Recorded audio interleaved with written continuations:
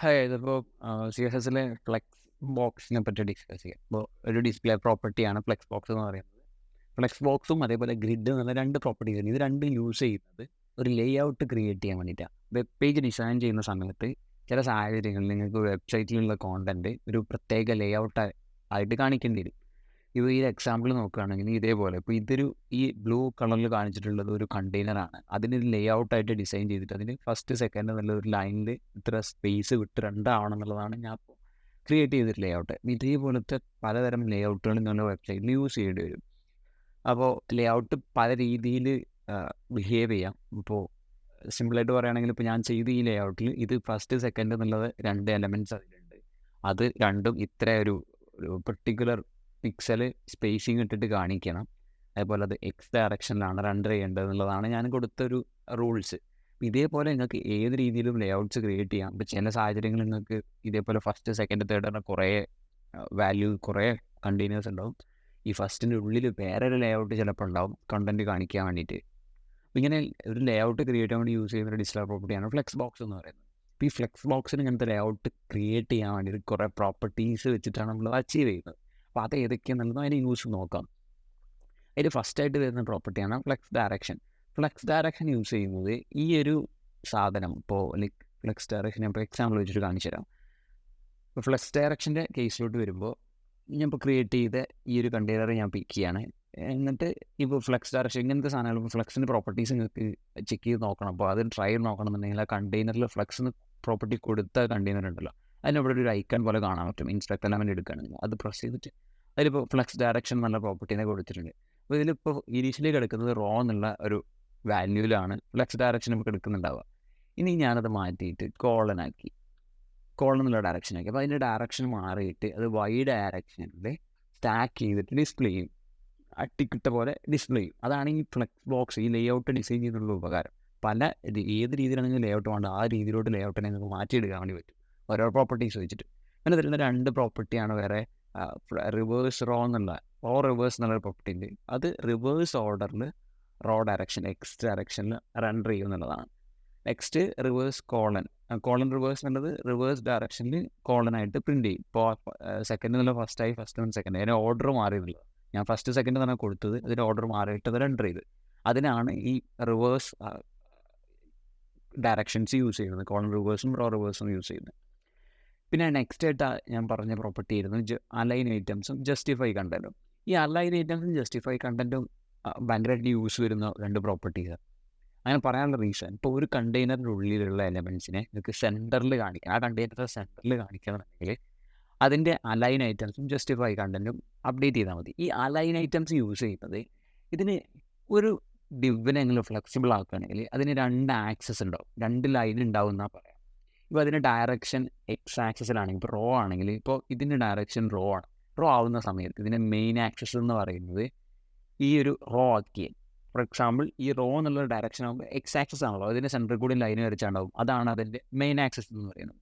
അപ്പോൾ അതിൻ്റെ sub access അല്ലെങ്കിൽ അതിൻ്റെ ലൈക്ക് മൈനർ ആക്സസ് എന്ന് പറയുന്നത് വൈ ഡയറക്ഷനാണ്.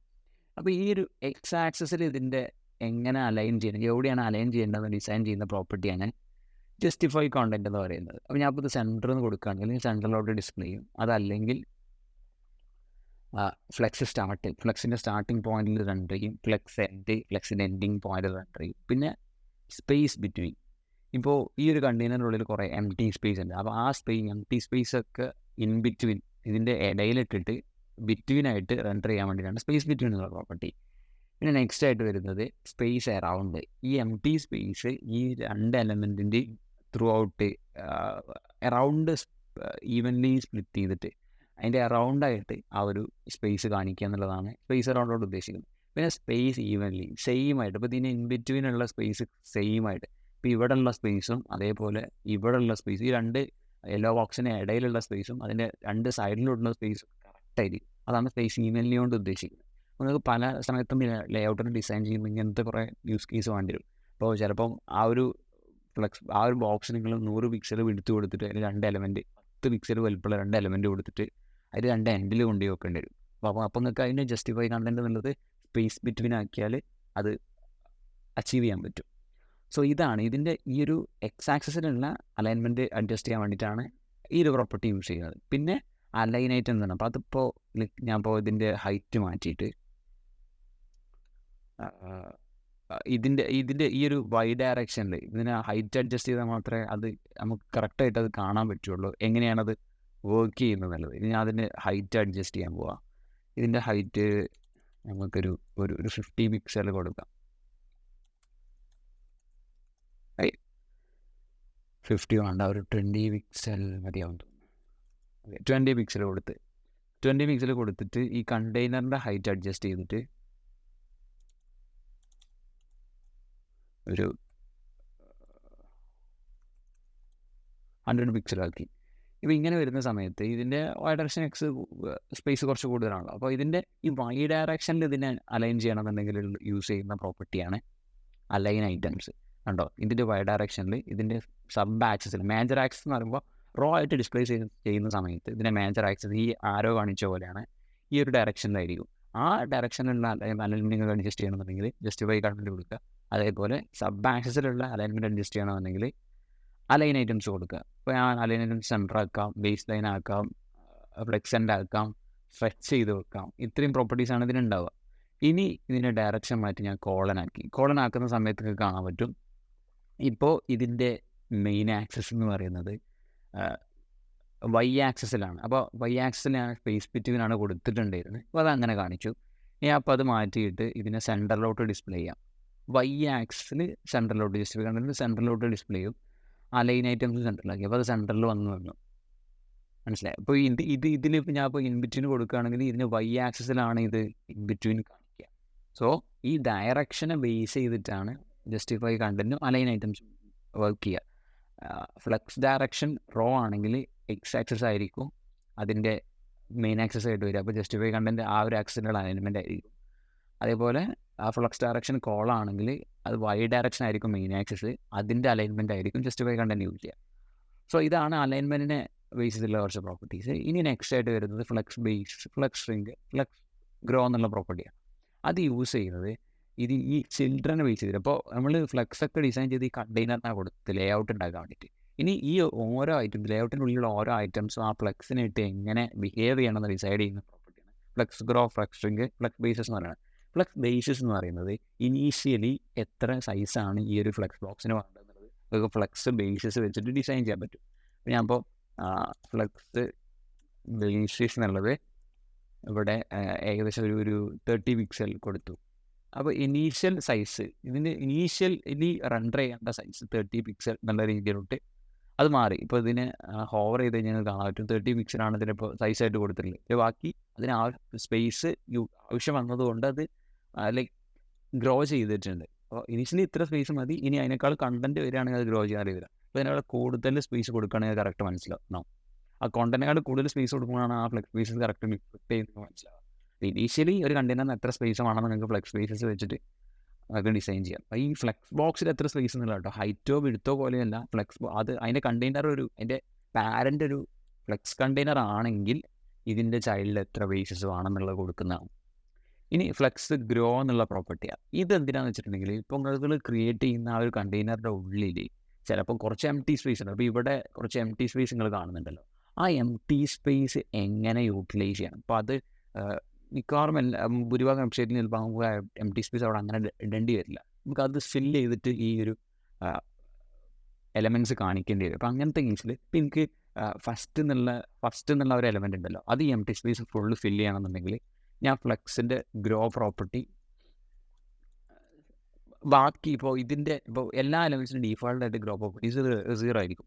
ഞാൻ ഇതിൻ്റെ ഗ്രോ പ്രോപ്പർട്ടി 1 ആക്കിയിട്ടുണ്ടെങ്കിൽ ഇതിൽ ഗ്രോ പ്രോപ്പർട്ടി ഏറ്റവും കൂടുതലുള്ള എലമെൻറ്റ് ഏതാണോ അതിനാണ് ഏറ്റവും കൂടുതൽ സ്പേസ് കിട്ടുക. അത് റേഷ്യോ പോലെ വർക്ക് ചെയ്യുക. ഇപ്പോൾ 1:1 എന്നൊക്കെ പറയില്ലേ, അങ്ങനെ ആണ് വർക്ക് ചെയ്യുക. അപ്പോൾ ഞാൻ ഇപ്പോൾ ഇതിന് ഗ്രോ പ്രോപ്പർട്ടി 1 ആക്കി. ഈ സെക്കൻഡ് എന്നുള്ളതിനും ഫ്ലെക്സ്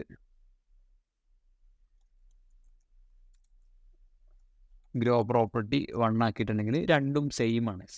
ഫ്ലെക്സിന് ഗ്രോ പ്രോപ്പർട്ടി രണ്ടിനും സെയിം ആയതുകൊണ്ട് രണ്ടും എംപ്റ്റി സ്പേസ് ഈക്വലി എടുത്തിട്ട് റെൻഡർ ചെയ്തു. പിന്നെ വരുന്നതാണ് ഇതിൽ എന്താ പറയുക ഫ്ലെക്സ് ഷ്രിങ്ക് എന്ന് പറയുന്നത്. ഈ ഫ്ലെക്സ് ബോക്സ് ഷ്രിങ്ക് ചെയ്യുന്ന സമയത്ത് ഏത് റേഷ്യോയിലാണ് ഈ കണ്ടെയ്നേഴ്സ് ഷ്രിങ്ക് ആവേണ്ടതെന്ന് ഡിസൈഡ് ചെയ്യുന്ന ഒരു പ്രോപ്പർട്ടിയാണ്. ഇപ്പോൾ ഞാനിപ്പോൾ ഇതിന് 2 എന്ന് കൊടുത്തു, സെക്കൻഡിന് ഫ്ലക്സ് ഷ്രിങ്ക്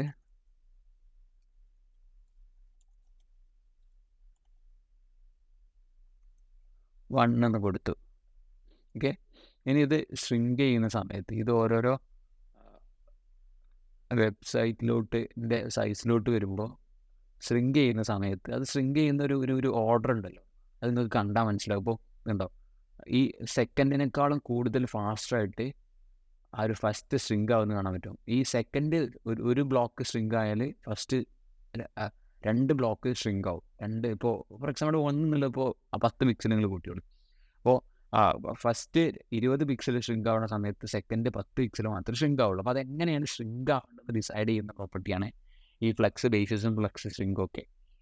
ഈ പ്രോപ്പർട്ടീസ് വെച്ചിട്ടാണ് നമ്മൾ ഭയങ്കര ഫ്ലെക്സിബിൾ ആയിട്ടുള്ള ഡിസൈൻസ് ക്രിയേറ്റ് ചെയ്യുന്നുണ്ടാവുക. ഇതിനൊരു ഷോർട്ട് ഹാൻഡ് പ്രോപ്പർട്ടി ഉണ്ട്. ഇപ്പോൾ നിങ്ങൾ ഫ്ലക്സ് ബോക്സിൽ കൊടുത്ത പോലെ ഫ്ലക്സിൻ്റെ ഗ്രോ ഇവിടെ നിങ്ങൾക്ക് ഡിഫൈൻ ചെയ്യാം. ഫസ്റ്റ് പ്രോപ്പർട്ടി ഫ്ലക്സ് ഗ്രോ ആയിരിക്കും, പിന്നെ ഫ്ലക്സിൻ്റെ സ്ട്രിങ് എത്രയെന്നുള്ളത് കൊടുക്കുക, പിന്നെ അതിൻ്റെ ബേസിസ്. ഇങ്ങനെ ഒരു സിംഗിൾ ലൈനിൽ നിങ്ങൾക്ക് ആ പ്രോപ്പർട്ടീസ് ഡിഫൈൻ ചെയ്യാൻ പറ്റും. ഇതിൻ്റെ ഷോർട്ട് ഹാൻഡ് മെത്തേഡ് എന്ന് പറയും. ആ 3 പ്രോപ്പർട്ടി സെപ്പറേറ്റ് കൊടുക്കുന്നതിന് പകരം സിംഗിൾ ലൈനിന് കൊടുക്കാനുള്ള ഒരു അപ്രോച്ചാണ് ഷോർട്ട് ഹാൻഡ് മെത്തേഡ് എന്ന് പറയുന്നത്. ഇനി ഇതിൽ നെക്സ്റ്റ് ആയിട്ട് അവസാനമായിട്ട് പറയാനുള്ളത് ഫ്ലെക്സ് ബോക്സിൻ്റെ റാപ്പ് എന്നുള്ള പ്രോപ്പർട്ടിയാണ്. ഈ റാപ്പ് എന്നുള്ള പ്രോപ്പർട്ടി വെച്ചിട്ടാണ് ഇപ്പോൾ നമ്മളെ വെബ്സൈറ്റ്സ് പല സ്ക്രീൻസിൽ റെൻഡർ ചെയ്യാം.